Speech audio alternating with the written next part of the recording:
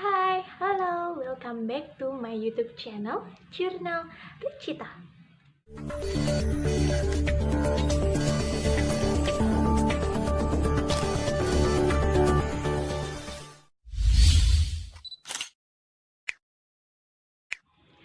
Oke, di video kali ini banyak banget teman-teman Ricita yang request suruh bikin video tentang pertanyaan-pertanyaan apa saja sih yang sering diajukan dosen kepada mahasiswanya saat melakukan sidang skripsi ataupun munakosah.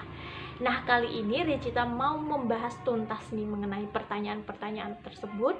Dan untuk mahasiswa khususnya semester akhir ya, yang sekarang ini lagi pusing-pusingnya, ya Allah, kapan ya jadwalku sidang.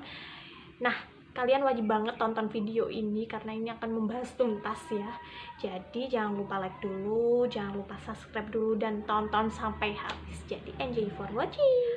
Dan langsung aja, pertanyaan yang pertama yang sering banget diajukan dosen kepada mahasiswanya yaitu seputar alasan pemilihan judul. Kenapa kamu memilih judul tersebut? Contoh, judul kamu Strategi Komunikasi Pemasaran Allshop A gitu ya.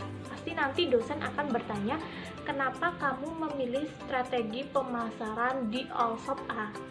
Apa keunggulan Allshop A? Apa daya tarik Allshop A sehingga kamu memilih objek tersebut daripada Allshop B, C, D, dan seterusnya, seperti itu. Pertanyaan kedua yang sering banget dosen tanyakan yaitu seputar pendahuluan. Apakah latar belakangmu itu sudah mencantumkan teori, objekmu, dan juga alasan pemilihan judulmu? Terus, pastikan rumusan masalahmu itu diambil dari alasan pemilihan judul dan juga dikaitkan dengan teori yang kamu pakai. Pertanyaan ketiga yaitu seputar abstrak. Jadi kalau di kampusku itu abstrak itu ada 3 alinea ya. Kan abstrak itu 1 lembar ya, kalau di kampus itu 1 lembar dan simple tapi paham gitu. Simple tapi ya udah mencakup semuanya. Jadi alinea pertama itu pasti latar belakang, rumusan masalah dan tujuan.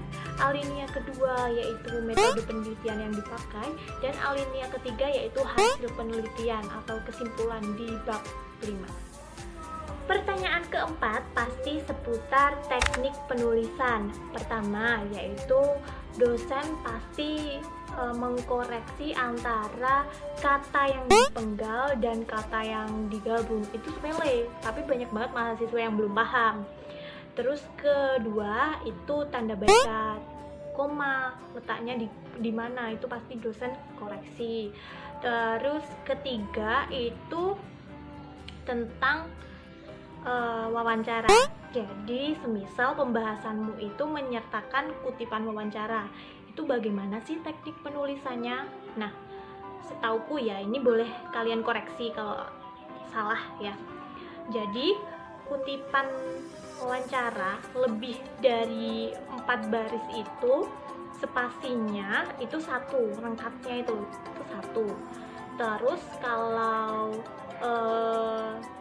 kurang dari 4 baris itu langsung aja dibuat kalimat dan spasinya itu 2. Kelima yaitu seputar referensi dan footnote. Jadi kita itu nggak bisa berpacu hanya dengan 1 atau 2 buku referensi. Kita harus banyak-banyak referensi. Kalau pembimbingku dulu, pengujiku dulu itu 1 lembar itu harus ada footnote-nya. Jadi nggak memungkinkan kalau referensi kita tuh cuma 2 atau 3 buku. Jadi banyak-banyaklah referensi gitu. Dari jurnal juga nggak apa-apa, dari internet yang sumbernya terpercaya itu juga nggak apa-apa. Keenam pasti pertanyaannya seputar teori yang kamu pakai. Misal nih ya, teori yang kamu pakai itu tentang strategi komunikasi pemasaran gitu. Nah, di referensimu di buku A itu ada teori pemasarannya itu 4 sub. Terus kamu nggak cari referensi B dan C itu. Kalau di B itu 6, ada 6 sub. Kalau di buku C itu ada 8 sub gitu ya. Terus yang kamu pakai malah yang A. gitu tuh fatal gitu loh. Kamu harus mencari referensi yang lengkap yang di buku C. Itu kan ada 8, jadi kan lengkap gitu. Jangan hanya berpacu dengan satu referensi buku aja. Pertanyaan ke-7, seputar lampiran. Banyak banget mahasiswa yang belum paham mengenai lampiran. Jadi lampiran itu ada 3 guys. Ada lampiran wawancara, observasi, dan dokumentasi. Nah, lampiran wawancara itu terkait dengan wawancara atau pertanyaan-pertanyaan apa saja yang kamu ajukan, juga jawaban si narasumber. Terus foto kamu dengan narasumber itu dicantumkan di lampiran wawancara. Terus lampiran observasi ini observasimu di sana. Terus foto-foto kamu mengenai observasimu gitu. Oh, pas aku observasi si karyawan lagi mempacking produknya nih, foto itu namanya lampiran observasi. Terus lampiran dokumentasi. Nah, lampiran dokumentasi itu sesuatu atau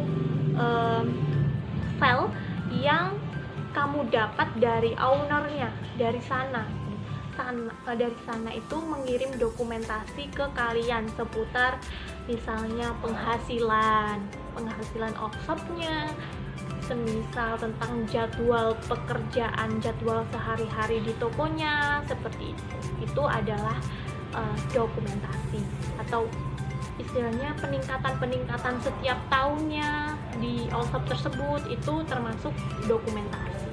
Oh iya, terakhir nih ya, terkait dengan moto. Jadi banyak banget yang menyepelekan di moto guys. Jadi moto itu harus terkait dengan judul yang kalian teliti, bukan moto hidup, yaitu beda banget. Banyak banget yang menafsirkan itu adalah moto hidup, padahal kan enggak, itu tuh moto terkait dengan judul yang kalian teliti, seperti itu. Dan kalian tuh bisa browsing di internet tapi mencantumkan si pembuat moto tersebut ya guys, gitu. Oke, mungkin itu aja mengenai pengalaman aku selama sidang skripsi. Kali aja membantu kalian yang lagi pusing, yang lagi takut, yang lagi bingung akan sidang skripsinya. Mungkin aja itu bisa membantu ya, sedikit membantu lah ya, ataupun sangat membantu.